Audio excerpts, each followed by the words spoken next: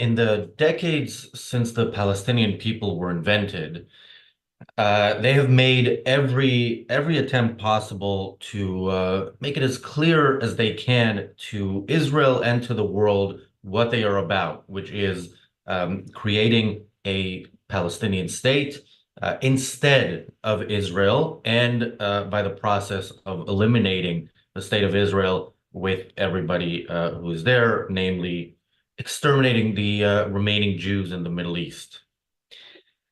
Israel, much like the rest of the world, has refused to listen or chosen not to listen, and that statement became clearer and clearer and louder as decades went on, as Israel tried to find a middle ground between wanting to live and its supposed partner for peace wanting all the Jews dead.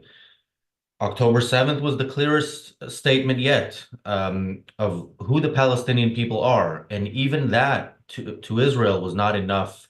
It was not a clear enough statement that for Israel to actually live in peace and security, the Palestinian people must be defeated.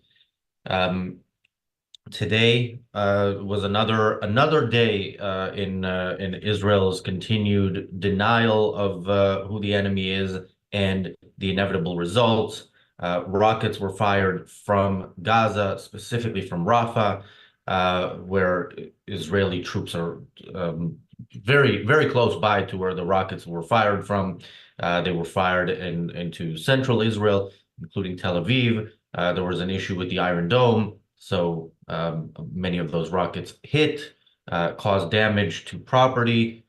By sheer luck, nobody died. Although if you see some of the videos and some of the images, they hit homes. You know, people could have died and didn't by what I'm sure the Palestinians look at as an unfortunate accident, but they are, of course, very proud of what they've done. And this is a good opportunity also to see the ceasefire now crowd celebrating something that is definitely not an active ceasefire and celebrating that Hamas is still able to kill not just soldiers but civilians as well. Of course, other than this attack, there were also rockets from the north where Israel refuses to eliminate its enemy there, Hezbollah, which is of course part of the same enemy. Lebanon, a sovereign country, allows this to happen from its territory. Israel won't declare Lebanon as an enemy, won't declare war on Lebanon.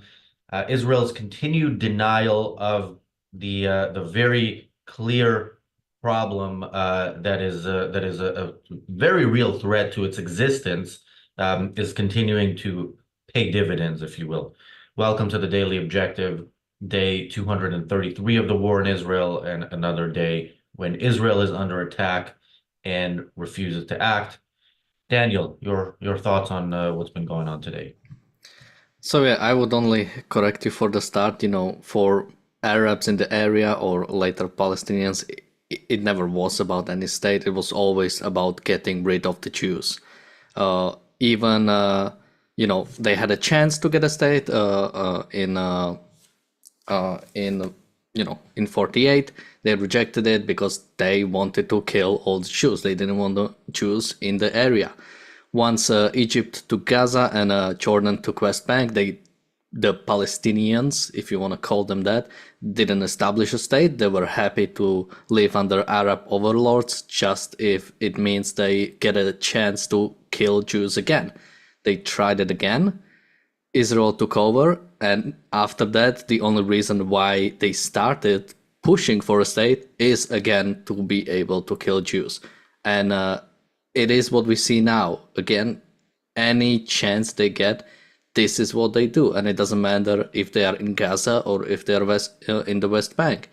They will try to do that, and we see it today again. And honestly, I'm tired. I mean, when is Israel actually going to finish this? I mean, we still have, we said at the start, if Israel is to ever actually finish this war properly, it cannot focus on the hostages. It cannot be, that cannot be its main goal. But if we don't get the full response we want, it would be nice to at least have hostages back.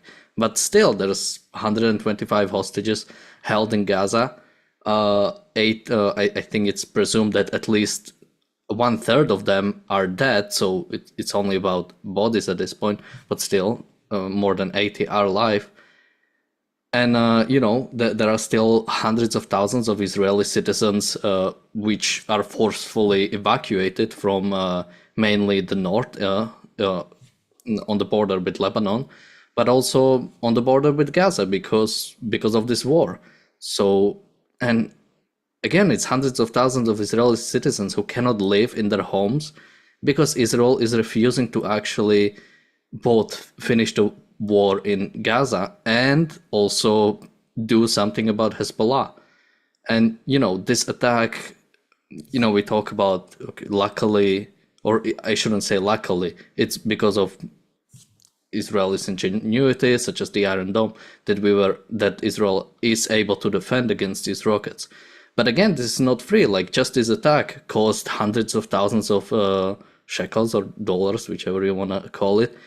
Because again, Iron Dome, it's not free. Those rockets are not free. It costs much more for Israel to defend against these attacks than it costs for Hamas to do them. That's why Hamas can do them whenever. They just send random rockets into Israel because they don't care if they target if they focus on military targets. That's not what they care about. They just send, as long as it hits Israel, or even if half of them hit Gaza, it doesn't matter for them. As long as there is a chance some rockets might end up in Israel, as long as there is a chance that some rocket might kill Jews, they will always go for it. And yeah, I mean, I'm not gonna expect from Hamas to act any differently, but the fact that this still happens so far into the war, again, like I said, it just makes me tired. Thank you, Bonnie, for the super chat. Bonnie, I see you say somewhere, this is the super chat YouTube said I had to edit, and I don't see what it is. So if there is something, if there was something you wanted to say with that super chat, thank you for the additional super chat. Let me know. You can text me and I'll read it. The text will go through, and YouTube won't have any say in that. Yeah, you said something about the focus on the hostages, but even within within that, there are different things that could be done. I mean, when hostages were released within an agreement with Hamas, it was when Israel was putting much more serious military pressure on Hamas. Now, and some hostages were released in military operations as well. So that's a possibility. That could be a legitimate goal of the war in some contexts, but a very, not the main goal of the war, because the main goal of the war needs to be to defeat the people who murdered 1,200 Israelis, took the hostages in the first place, fire rockets whenever they can, make every attempt they can to kill as many Jews as they can, and have stated very clearly that is their only goal, and they will continue doing it until there are no more Jews left to kill. So, and again, the refusal of Israel, we talk about the scenes from October 7th in Gaza a lot on this show. The scenes where you saw hostages being brought back and abused by anybody on the street who saw them. There was the video of a child being filmed, an Israeli child being filmed, surrounded by Palestinian children who were encouraged to bully that child. There were scenes of bodies that were taken into Gaza and then thrown out, and then people abusing the bodies, and then there were just people out celebrating in the streets because this was the greatest achievement of the Palestinian movement. If you actually listen to what they have always said is their only reason for existence. But Israel refuses to listen, and Israel is paying the price. So in just historical terms, even when you look at Israel itself, but certainly at any war between one side, which is much stronger militarily, and a side that isn't that strong militarily, for it to go on for 8 months, and for them to still be able to fire rockets anywhere on Israel. Somebody told me that there was speculation that this is what Hamas has left, and they know it's over for them in Rafah, so they're gonna shoot whatever they have. And I heard people say that on October 7th. Like Hamas is like, okay, we're gonna do what we can because Israel is then gonna come after us and it'll be the end of us. And I remember telling people on October, I think it was also may have been mentioned on the show we did on October 7th or October 8th, that this idea is ridiculous because, and it clearly shows that people aren't following what Israel does. Because even when Israel does some military operation, it goes out of its way to allow so-called civilians to get away, from what goes on. And Hamas isn't uniformed. When you let civilians out, you let Hamas out, and you let Hamas supporters out. That is the entire population. So yeah, Israel's continued refusal to acknowledge what's going on is the price. Results in what we saw today and what we'll continue to see. Thank you, Catherine. Thank you, Stefan, for your super chats. Mark said earlier in the chat, I wonder why we allowed the rockets in the first place since Israel's withdrawal of Gaza back in 2005. Yeah, I mean, that's another thing. Whenever Israel does take these steps towards, trying to meet the Palestinians halfway with their goal of exterminating the Jews, they always say, look, we're going to give them some territory. They're going to run it. They're going to not do anything to us because they know if they do anything to us, we can go all in. And Israel never goes all in. That was what was said in 2005. If one rocket is fired, then we have full international legitimacy to do whatever we want. So we can see what has happened since 2005. We can see what has happened on October 7th and we can see what kind of international legitimacy Israel is trying to get legitimacy from people who really don't want it to exist and really want the Palestinians to succeed in their goal of exterminating the Jews. Yeah, so we have a troll in the chat saying about how, Hamas offered to release all the hostages back in October. And if I remember correctly, I think it's right. Basically, the deal would be Hamas would release all hostages, but a permanent ceasefire would have to be established. And I think even, and this I'm not sure, Israel would have to release prisoners. Every prisoner. Every single prisoner. So every murderer, every rapist of the past, and everybody who committed the atrocities on October 7th and was caught. That was the deal. I mean, the troll who said it, I mean, what are you even talking about? Like, how can you even imagine such a scenario? Like, if that happened, if Netanyahu allowed that, what would it mean? It would mean that Hamas can commit another October 7th and nothing will happen. There will be no consequence. The only thing they will lose is the people on the Palestinian side who died. But every single one who was captured would just be released. There would be no consequence in the fact that there would be no invasion, no retaliation from Israel, and the next day Hamas could do it again. What would actually stop them if this were to happen? And yeah, I'm telling it to someone in the chat, but this is something, the Israeli politicians should know. Like, what are you expecting is going to happen if, again, just like in 2014 during the operation, what was it? I can't remember right now. Do you remember? I never remember the names of the operation. I'm not sure what there was the war in 2014. I think it's something Edge. So yeah, that happened. That was also this much bigger response from Israel than ever before. But again, it wasn't full. It didn't really do anything. I believe there is a statistic of how many rockets fly from Gaza to Israel. And I think it's always when there is a big amount, then there is a response from Israel. Then for a couple years or a few for some time there's like lower rockets until it again rises up, and I think the last time it again rose up was in 2020 when there was again some retaliation from Israel.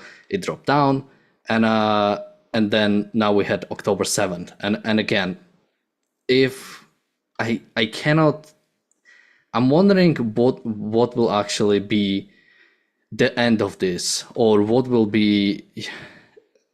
Yeah, where will we go? Protective Edge. Thank you so much. Operation Protective Edge.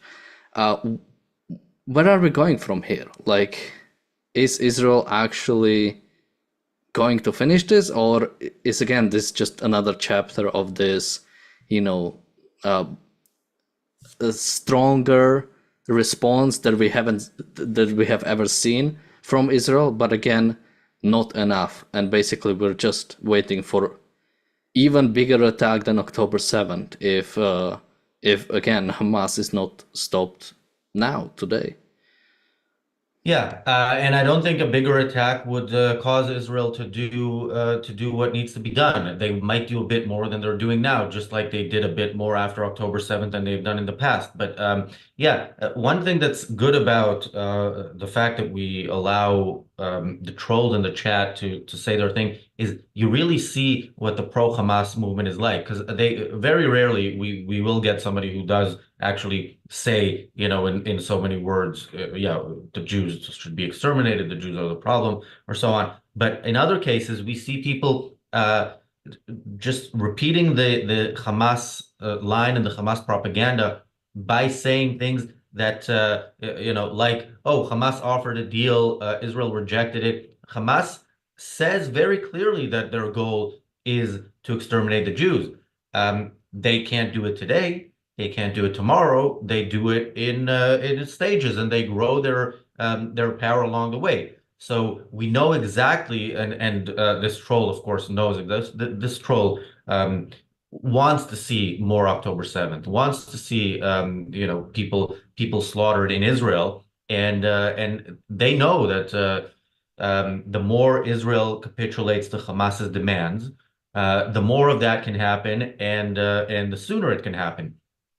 If Israel's response to October 7th was to not have a military operation and release every Palestinian terrorist, then the next October 7th will have already happened in much greater on a much greater scale in the time since October 7th. There's no doubt about it. There is no the clearest distinction between the side is one side wants to live, the other side wants to kill those who want to live. That is what the Palestinian people are. So what their supporters are saying is the supporters are aware of it, and they are saying it what they are saying within that context. Another one says the ideal thing is a 1947 borders with Palestine having a proper military. I don't know if they mean the partition plan or just not a state of Israel at all. But of course, the partition plan means Israel exists. If you go back to that map, it exists with no defensible borders and with a proper military, this person says, which of course would exist not for any defensive purposes, but only for the purpose of exterminating the Jews. So I encourage people, when you hear the pro-Hamas people talk about a ceasefire, talk about, oh, all these kids are dying. They don't care about that. They care about kids dying and that they want kids to die. They prefer probably that those are Jews, although I'm not always sure about that. But yeah, don't let them get away with pretending to be the humanitarians that Western media tries to portray them as. They are savages, they are murderers, they are the supporters of murderers, and we should acknowledge that and treat them accordingly. Thank you, Dean, for the super chat. Dean asks, what do you say to people like Itzhak Brik, the Israeli general, that say there is no possible way to win this war without occupying the land and not enough personnel? I say, yeah, this is a very big problem with Israel's military thinking. It is, this altruism that the political leadership makes sure is the guiding principle in fighting has definitely seeped into the military thinking. There is a way to victory. The way to victory is to bomb the hell out of them and then kick the rest out, and or most of the rest out, and yes, then have an occupation where those who remain are under military occupation. Now, this has been done when the West wanted to win wars. This is what the West did against Germany. This is what the West did against Japan. We're dealing with an enemy just as bad as Germany and Japan. Why aren't we dealing with them in the way that we dealt with them back then? And it's because the West has lost its moral courage and its certainty. And again, you don't even have to go to other nations. That's what Israel has done in the past. And now I'm not talking about Gaza and West Bank, but with Israel proper. When Israel was established, the Arab population was under basically military rule for, you might know better how long it was, but I think it was a couple decades where Arabs were not actually equal citizens of Israel because of, because a lot of them actually either lived under the other side or participated with them. But after military occupation, after some sort of reformation, they were allowed to get citizenships, and now they are full citizens of Israel. This hasn't been done in Gaza. Israel has been very much not showing its presence in Gaza when it was occupying it. And that was, I think, one of the main reasons why there wasn't such a reformation there. And, once it pulled off, it just allowed Hamas to slip in. And the Palestinians there were very happy to support Hamas, and still are. After all these 6 months, Hamas still has the support of the Palestinian people, because this is what they want. And the only way to change it is, like you said, some strong response that will show them this is not the way to go about. And, someone, again, another troll, has said that Israel has no right to basically command another nation, like how to run its nation, and or a sovereign state, rather. And I agree. But the Palestinians have lost that right after they attacked Israel several times. You have a right to a sovereign nation as long as you don't violate, mainly don't violate the rights of your own people, but mainly if you don't violate the rights of other people. When there was a Nazi Germany, or let's just say sooner, Germany was allowed to, exist. But after it became Nazi Germany, after it started attacking and occupying all of Europe, after it was defeated, it was said, no, you no longer actually have a full right to have a nation, and you are going to be occupied. This is the consequence of starting a war.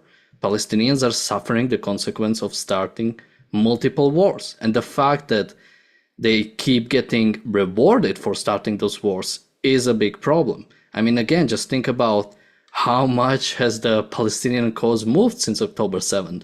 The Palestinian Authority are going to be recognized. UNRWA is probably going to get even more funding than before. I mean, what actual international consequence have they suffered, let alone actual consequence from Israel they should suffer? Yeah, I noticed that comment by the troll as well. You don't have a right to violate another sovereign state, and that shows generally where the pro-Hamas side stands in terms of they support. They have a particular love of those totalitarians who are killing Jews, but they support totalitarianism as such because the idea that any state can run however whatever gang happened to take over that state wants to run it. No, none of the countries in the Middle East except Israel have a right to sovereignty because they're all dictatorships. They're all brutal regimes that oppress their own people in every way imaginable. Now, I don't think Israel should, to go on a military operation to free the people of the United Arab Emirates, for example, but they would, and I do think that would be a violation of the rights of Israelis if Israel decided to waste its resources and endanger its soldiers in doing that. But it's definitely not a violation of any right of any emir in the Emirates. So yeah, no, gangs don't have the right to oppress the people they have managed to oppress any more than in a local area in a neighborhood. If a gang takes over, they run the streets, and the government doesn't have a right to tell them no, you can't. No, no violent gangs have any rights, and any free person has a right to remove them. There was a comment here somewhere. Oh yeah, PB Law says that there's a huge counter protest in London in June 1st. I have said in the past on shows, I'm not a fan of protests, even if I agree with the cause. I don't think you should be blocking the road for people, and yeah, that's not my thing. I'm not going to be in London anyway on June 1st, but I wouldn't participate in that. But I'm sure as protests where you block the streets go, it'll be much more peaceful than the protest that it's countering. Uh, yeah, I mean, you talked about the, violent gangs on the streets basically being recognized as nations.